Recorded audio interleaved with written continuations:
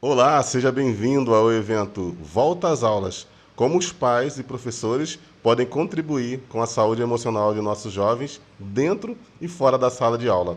Eu sou Romildo Araújo, terapeuta e criador do método Pessoas Crescem. Olá, seja bem-vindo, seja bem-vinda. Eu sou Jaqueline Araújo, terapeuta e mentora de ansiedade aqui do Pessoas Crescem. Como o Romildo falou, esse evento tem como objetivo ajudar você que é pai, você que é professor, a contribuir para uma melhor qualidade emocional dos seus jovens, dos nossos jovens, né?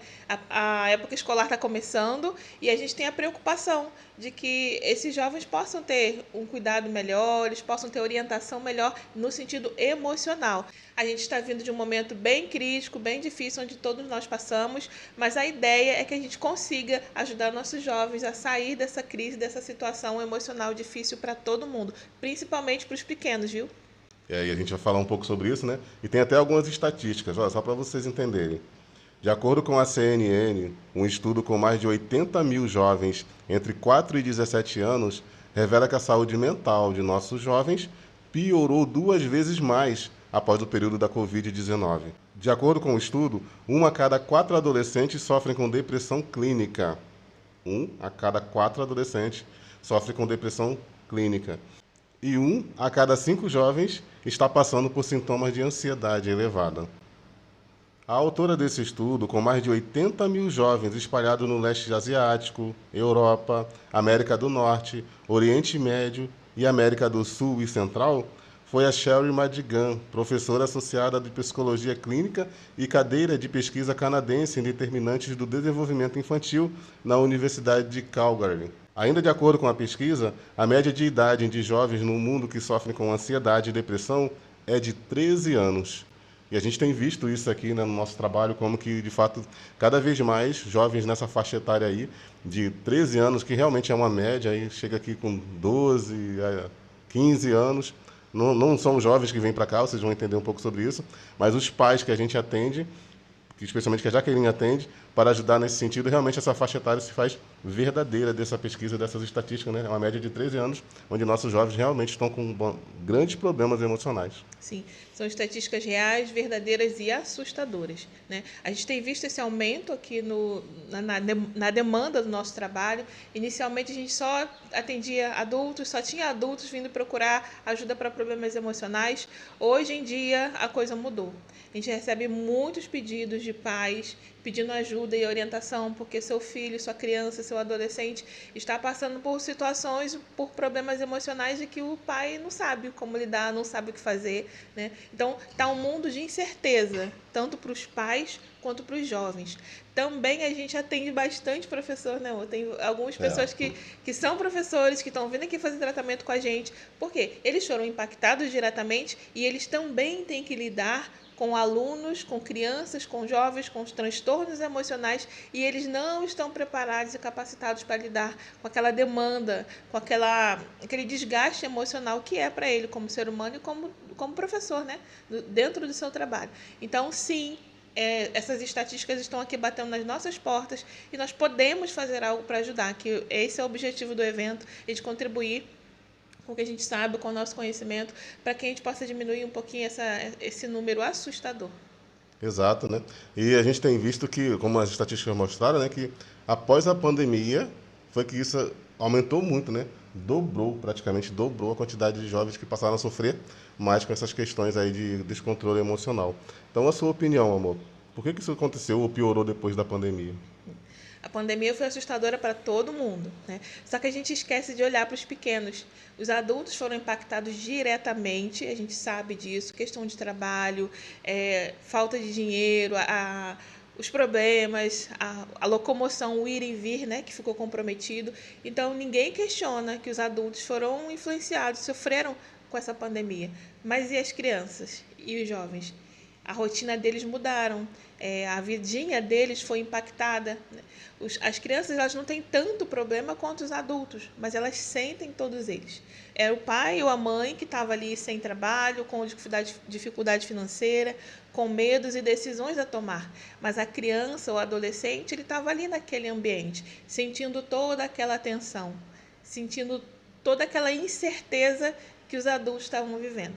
Então, se a gente olhar para esse ângulo, a gente já vê, né, um cenário se montando. Propício para aumento do descontrole emocional, né? Exatamente. E aí, se você olhar também na questão da criança, de como a rotina dela mudou, ela tinha um jeitinho de fazer as coisas, horário de acordar, escola, amigos, passear, sair de casa, mas a pandemia proibiu tudo isso. A pandemia fez com que a criança ficasse isolada em casa com o pai e com a mãe, que estavam com problemas financeiros, e esses problemas financeiros muitas vezes viraram problemas de relacionamento, porque uma outra estatística mostra que o número de divórcios e de separação aumentou. Aumentou consideravelmente, né? Aumentou muito. Então, o jovem estava dentro de casa, vivenciando toda aquela incerteza que os adultos estavam passando, né? Os problemas conjugais, os problemas financeiros, as dores e as perdas que eles também sentiram, que eles também passaram. Eles também perderam amiguinhos, também perderam alguns professores, também perderam vizinhos e parentes.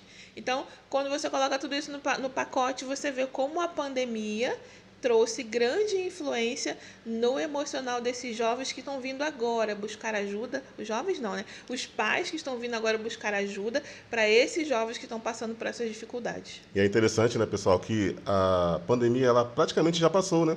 A vida praticamente já voltou ao normal. Só que as consequências estão aí, né? Essas estatísticas elas provam que as consequências, especialmente no impacto no emocional dos jovens, está aí. Esses dias, conversando até com a diretora do colégio do nosso filho, né? Ela estava falando que quando as aulas voltaram, foi como se tivesse aberto aí as porteiras, né? No sentido que ela falou que os jovens, alguns um pouco mais exagerados no seu comportamento, alguns com problemas emocionais perceptíveis só de olhar. Então, isso aconteceu por quê?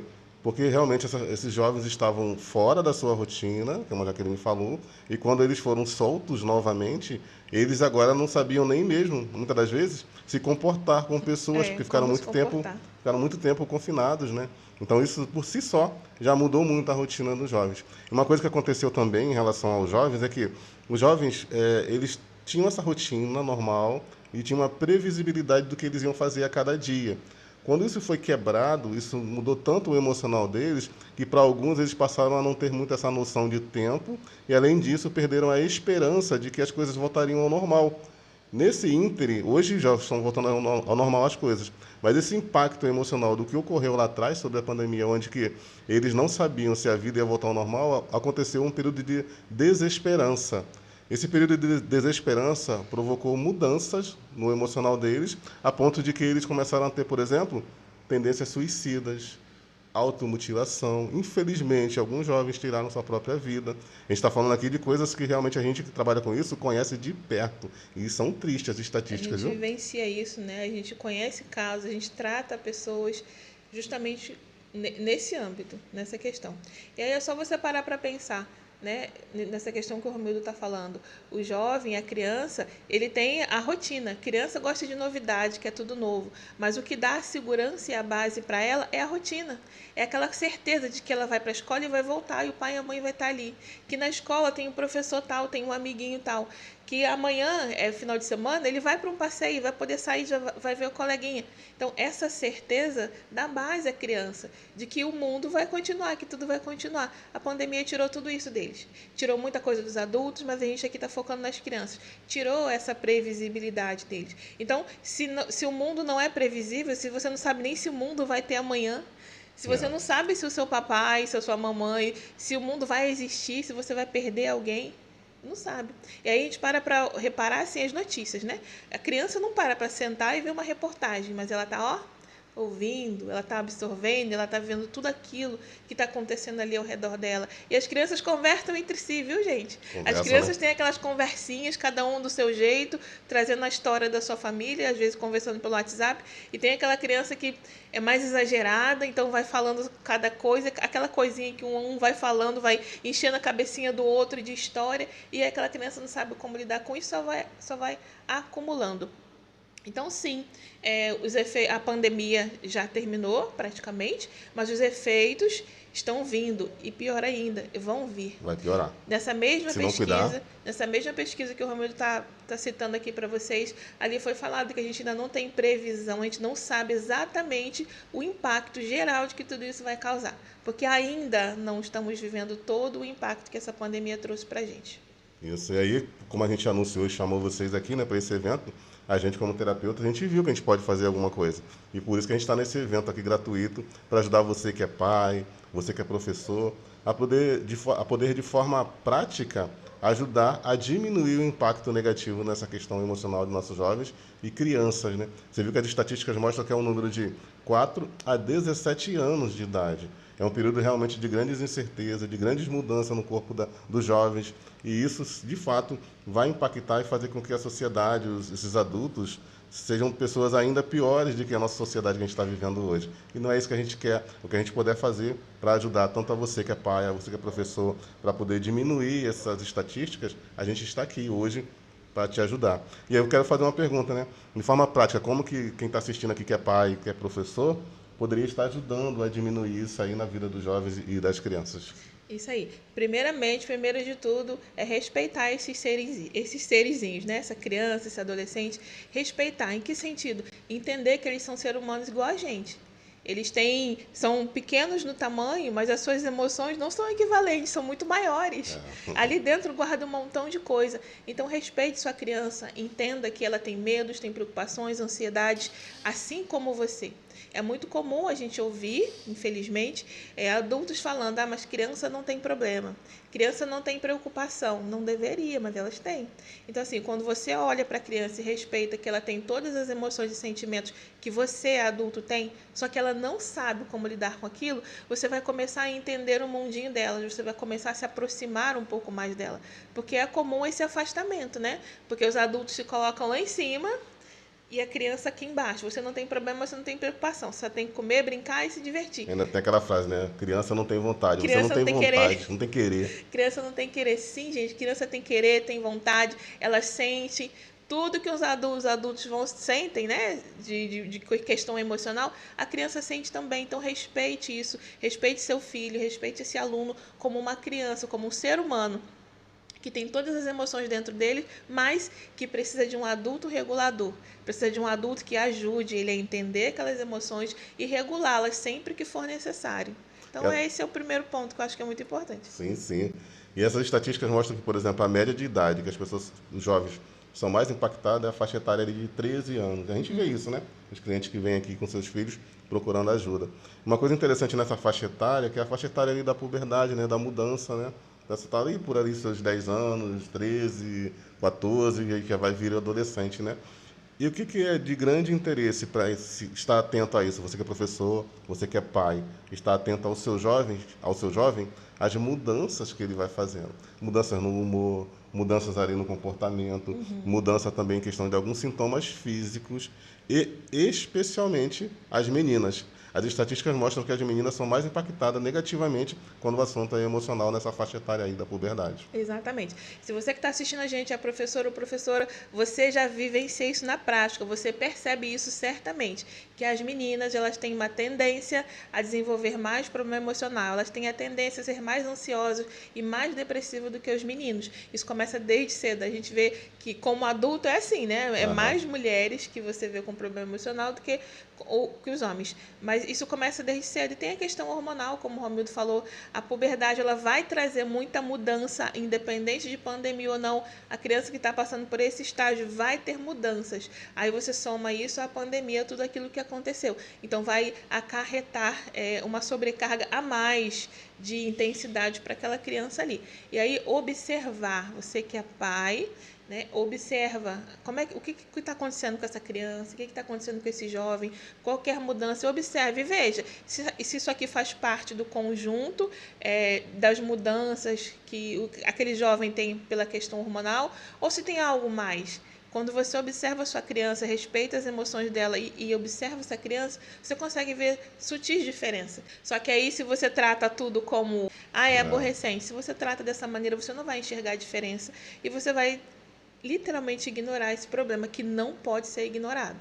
Exato. E um detalhe muito importante é que essa responsabilidade maior, evidentemente, será dos pais. Será dos pais estar atento a essas mudanças, estar atento ao comportamento, a sintomas, estar bem próximo do seu filho, para que aí possa até mesmo buscar uma ajuda, talvez clínica, dependendo do sintoma, evidentemente, mas e quando for buscar uma ajuda terapêutica, talvez procurar o próprio pai entender mais sobre o assunto, né? Uma coisa que a gente faz aqui é que a gente não trata o jovem até os 17 anos. A gente trata os pais desses jovens, porque são os pais que têm o poder de mudar o ambiente ali, facilitar a vida desse jovem, entender esse jovem. Infelizmente, a maioria de nós não aprendeu isso na escola, na sociedade, como poderíamos controlar o nosso próprio emocional, se conhecer, ser pessoas melhores. A partir disso, fica muito difícil esses pais cuidarem dos seus jovens. E muitas das vezes o que a gente percebe é que os pais precisam de tratamento para que aí sim ajude a melhorar a saúde, a saúde mental do jovem, né? Isso aí. Aí como só vou dar uma ênfase maior, porque a gente chamou aqui, esse evento está sendo para os pais e professores. Então, a responsabilidade, como o Romildo falou, a gente está aqui chamando a atenção principalmente para o pai e para a mãe, porque o trabalho, o cuidado tem que partir de casa. A gente não pode terceirizar isso para o professor. Ele já tem uma gama de coisas para cuidar, vários outros assuntos para lidar. Então, é um trabalho de colaboração. Então, em sentido emocional, você, pai, é responsável, mas você pode contar com a colaboração do professor ou da professora. E vice-versa, quando o professor tem, nas demandas de trabalho dele, no que diz respeito ao âmbito escolar, é responsabilidade do professor, mas o professor e a professora conta com a ajuda dos pais. Então, é cada um entender qual é a sua parte nisso, qual é a sua proporção de responsabilidade, fica muito mais leve. Então, sim, você vai poder buscar ajuda e orientação com o professor, mas lembrando que não é responsabilidade dele identificar se aquele aluno está com um transtorno tal, se ele está com ansiedade, se ele está com depressão. Não é o professor que tem que identificar, é responsabilidade nossa, dos pais. Vou colocar nossa porque a gente também tem filho na escola. Então, a responsabilidade é nossa. De ajudar nesse sentido e buscar uma ajuda profissional Sim. capacitada para que esse profissional, sim, ajude nesse sentido do controle emocional. Uma coisa que a gente aqui não gosta, que a gente desincentiva, é a criação de rótulos, ou rotular ali o jovem. Esse jovem está desatento porque ele tem TDAH. Alguns professores, infelizmente, fazem isso. Isso é muito ruim porque, ao criar um rótulo de que o jovem, por exemplo, tem TDAH ou algo do tipo, esse jovem agora, por sua vez, veste essa camisa e ele... O jovem não, né? Jovem, a O família, pai. todo mundo, o próprio professor acredita tão piamente naquilo que fica com uma visão míope, o que a gente chama de visão míope. Porque por trás de todo descontrole emocional, de toda ansiedade ou depressão, vai existir um trauma. E é esse trauma que deve ser procurado por um profissional capacitado. A rotulação, muitas das vezes, deixa a visão míope, né, amor? E acaba atrapalhando Isso a aí. ajuda eficiente. Não, a criança deixa de ter o tratamento adequado. Muitas vezes, o que é tido como TDAH, déficit de atenção, ou sei lá o que mais, que os rótulos que são dados, muitas vezes vai mascarar o verdadeiro problema. A criança está passando por um momento de ansiedade, por um momento de incerteza. A criança pode estar com um problema no relacionamento com os pais. A criança pode estar com um problema com ela mesma, de lidar com ela, com as mudanças que estão acontecendo com ela. E isso é visto aqui por fora, pelas pessoas externas, né? Que aquilo ali é uma doença. Aí dá aquele diagnóstico, a família toda veste a camisa do diagnóstico e da doença e não vai olhar verdadeiramente a causa, não vai ajudar a criança a entender, se conhecer. Não, os adultos não vão ajustar o ambiente, porque o ambiente com certeza está doente. Se a criança está doente, o ambiente dela está doente. Então, esses diagnósticos, esses rótulos, mascaram um verdadeiro problema e só vai prolongando. Então, a criança vai crescer com aquele... Rótulo. Com esse rótulo, eu tenho TDAH. Gente, às vezes trata adulto aqui que chega assim, eu tenho TDAH, fui diagnosticado quando eu tinha não sei quantos anos. E aí? Não, mas eu sou assim mesmo. Olha isso. Desesperança, né? E muitas vezes é alguma coisa que está ali, que está fora do lugar. Um trauma que quando a gente vai lá, trata, olha com carinho para a história daquela pessoa, trata aquele trauma. Pronto, acabou o TDAH, acabou. Mas se a pessoa vive a vida achando que é aquilo ali, que aquilo ali faz parte dela, não vai ter mudança. Então, e aí nessa parte dos rótulos, aí é que a gente volta a atenção para os professores, porque é comum partir da escola, dos professores, o aluno está com um comportamento diferente do que se espera, já vai logo dizendo, procura um médico, manda lá uma orientação. Aí os professores, alguns, né, não estou falando todos, gente, alguns exageram no laudo ali, dizendo que é isso, o comportamento é isso, isso, aquilo. Então a mãe já vai procurar o tratamento com aquela opinião formada que veio de um professor que está só empurrando o problema, que não está olhando para a criança, que está olhando só para o comportamento isolado, né? Então, aí é dali da escola, muitas vezes, infelizmente, que saem esses rótulos. E aí o pai, a mãe, que não tem conhecimento, não procura, não busca, vai aceitar aquele rótulo e vai levar aquilo ali. Então, você, professor, pega essa dicasinha que a gente está essa dica que estamos passando aqui para você e muitas outras que vai ter ao longo desse evento, mas a primeira dela é não rotular. Vamos olhar para a criança, olhe a criança, avalie a criança, se perceber que precisa de alguma ajuda, alguma orientação a mais do que os outros alunos, conversa com o pai, conversa com a mãe, direcione da maneira correta, sem rótulos. Exato. Então, a ideia desse primeiro vídeo é para mostrar isso. Essas estatísticas ruins que existem, especialmente depois da pandemia, e como que nós, como pais, vocês, como professores, podem então estar diminuindo essas estatísticas a partir de olhar para o jovem, para o adolescente, de uma forma diferente para ajudá-lo da forma correta. E a gente está ajudando aqui a você dessa forma. A gente vai se aprofundar ainda mais ao longo do evento para que você receba dicas práticas, tanto você que é professor, quanto você que é pai. Inclusive, o pai, a gente está falando, pai e mãe são os que mais são de quem nós esperamos maior responsabilidade. Exatamente. E o professor vai entrar nesse ponto como ajuda. No próximo vídeo, a gente vai se aprofundar ainda mais nesse assunto e mostrar como que você, pai, você, professor, pode, de forma prática, estar atento a essas mudanças. A gente vai dar alguns exemplos, algumas formas bem práticas para, de fato, você ser ajudado nesse evento gratuito que a gente realmente está empenhado para diminuir essas estatísticas negativas nos nossos jovens e adolescentes, especialmente agora, né? Na volta às aulas, que é por isso que a gente está tão preocupado agora que as aulas estão voltando. Então, certamente, vocês, professores, terão muito mais trabalhos e vocês, pais, terão muito mais responsabilidade de olhar para seus próprios filhos para ajudá-los a serem adultos melhores. Isso aí. Lembrando que essa volta às aulas praticamente pós-pandemia, né? Que agora que as coisas estão realmente mais calmas, mais tranquilas. Então, lembrando que é uma readaptação. É tudo novo de novo. Então, assim, você precisa ajustar. Então, essa volta às aulas agora em 2023 vai trazer muita coisa nova, muita mudança e vai mexer com o comportamento de muita criança. Então, eu sei que o objetivo nosso aqui, a gente como terapeuta, você como pai e mãe e vocês, professores, é a melhor qualidade de vida para essa criança. E melhor qualidade de vida envolve conhecimento emocional, cuidar do emocional, enxergar da maneira certa para que as coisas comecem a fluir melhor. Lembrando que essas crianças é que serão os adultos amanhã.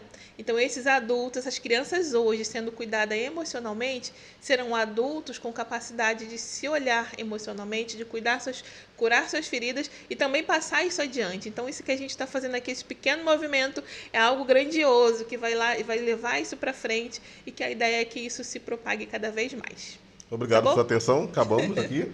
E o próximo vídeo, esperamos você aí, compartilhe esse vídeo. A gente sempre lembra, né? Se inscreve no canal, que a gente está sempre falando aqui sobre controle emocional e ansiedade, para que você cresça como pessoa, independente da idade. Esse evento é para o jovem, mas independente da sua idade, você pode crescer como pessoa a partir do seu controle emocional e de controlar a ansiedade e entender como seus pensamentos funcionam, a sua mente, toda essa nossa especialidade aqui. Então compartilhe esse vídeo, deixe o seu like, bota no grupo da família, que certamente vai ajudar muita gente lá. E a gente agradece a sua atenção e até o próximo vídeo. Beijo e até a próxima.